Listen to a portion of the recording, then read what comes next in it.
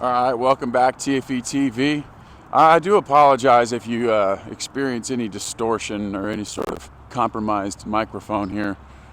Um, Sometimes it tends to happen the further I get away from the phone. But got my dog Rosie out here. Come on, bud. Go inside. And also my little puppy Lucy, my little board and train. Come on, dude. Get your butt in here. Go that way. And yeah, just another lesson for the books, man. Giving this little puppy a little bit of a different picture today.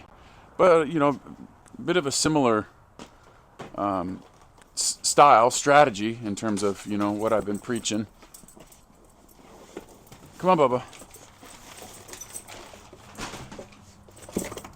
Good girl.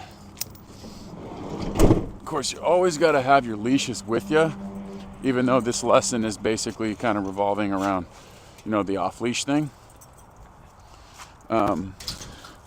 But the main point of emphasis is setting up a little bit of a different picture for this puppy. The last thing I want to do is just do the same shit in the same place over and over and over, and then, build up familiarity and reliability in that one individual place, and then expect that same exact reliability and predictability in a brand new environment.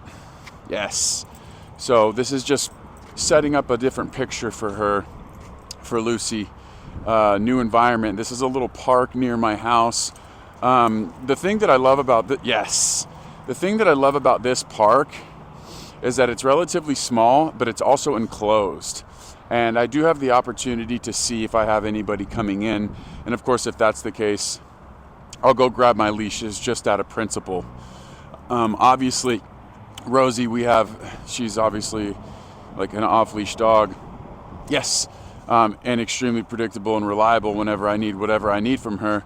But this little bird here, I'd have to put a leash on her just as a precaution, because I just can't have the little puppy being curious like she's going to be and going up to people and bothering other people. One of the things that I've always said as far as off-leash dogs is yes.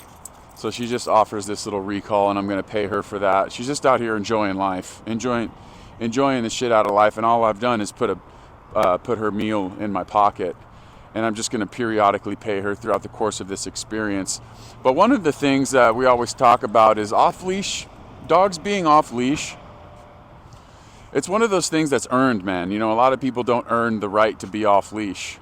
It's a privilege, actually, to be off-leash, and the only way that you are, in my opinion, you get the green light is if you're not bothering people. Okay. In most places, a dog being off leash isn't legal. Okay. This is technically probably not legal, but at the same time, I have etiquette about this shit. Like, we're not going to infiltrate anybody. We're not going to bother anybody. We're not going to put anybody in any sort of compromised position, including the dogs. Because, yeah, man, some people are afraid of dogs. So even though both my dogs are harmless, other people don't know that. So if I see someone coming, I'm just going to put them both on leashes, and we're going to make sure that those people feel comfortable being in the same space as us. It's not that I believe that they need to be on leashes. It's just one of those things.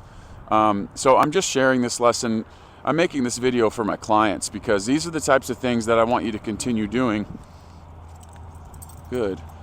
When she goes home, because she's just going to have such a good foundation for all of this. It would just be an absolute waste not to continue forth, this type of practice. Because if the goal is I want off-leash reliability, and I want to be able to do more things with my dog, and I want more predictability, this is the type of thing that needs to happen. Good pee-pee, girl. And you just cruise, man. You just cruise and you enjoy yourself. And there's going to be cool little things like this little bench right here. For me, I look at this little bench as like a challenge for her, right? So I'll just lure her up here and I'll pay her. Similar to what we did at the ranch the other day, right? except it was a different look. It was a different platform. This is a brand new challenge, and you could already see she's quicker to achieve these things because she has some familiarity jumping up onto higher level platforms. Up, up. Good. That's good. And then what's really fun and effective and valuable. Come on. Yeah, that's good. You could start working obedience from these types of things. And in her case, we're going to be doing a lot of luring and good. Up, up. It's good. A lot of brain work, a lot of confidence building here. Good. Come on. Gonna make her use her. Yes. Good. Catch the dog with some muzzle pressure so she doesn't forge forward, and keep her up here. And make sure we're going to grab more food before she has an opportunity to be distracted. Feed, feed, feed. Free. Rosie wants in on this. She hasn't had breakfast this morning either. So that's just something, when I see stuff like this, hey, what an opportunity. Everything is an opportunity. And when you look at the world differently like that, where there's just opportunity after opportunity to build relationship, to work obedience, to establish foundation, we're going to take advantage of all of those. So tons of hand feeding, man. Everywhere I go with her, I'd have a bowl of food with me, put it in my pockets. Look at, and then she also gets the luxury of being mentored by the queen herself.